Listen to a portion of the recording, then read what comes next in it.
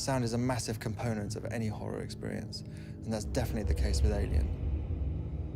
We wanted to be as authentic as possible when it came to recreating the sound of the original music, and so we put together our own orchestra from the best musicians that we knew around London, including some who'd actually played on the original recordings with Jerry back in the 1970s.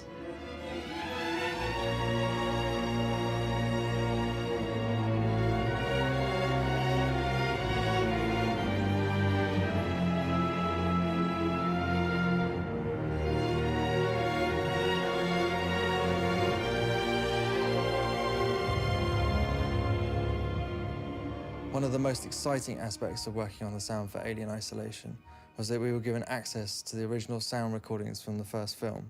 5A, Section 8.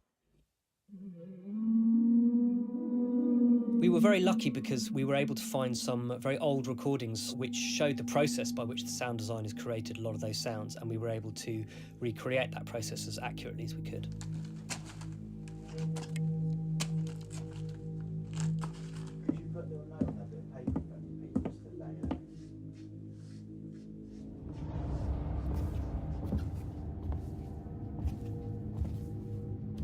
We have this really unpredictable, clever, adaptive alien, and we needed to build a sound engine that could help support that. We couldn't just have a mix that was static.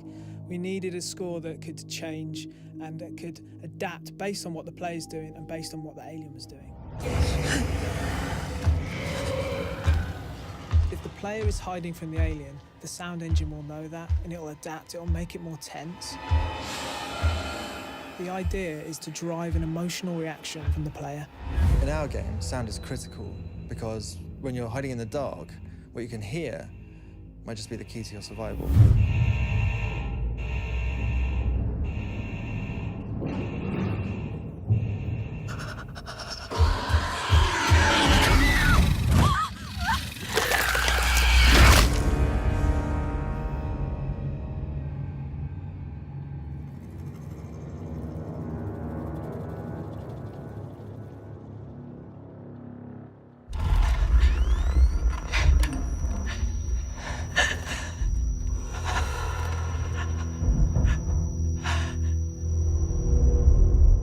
When audiences went to see Alien in theatres back in 1979, they were introduced to a new creature that was terrifying, unstoppable, and totally unique.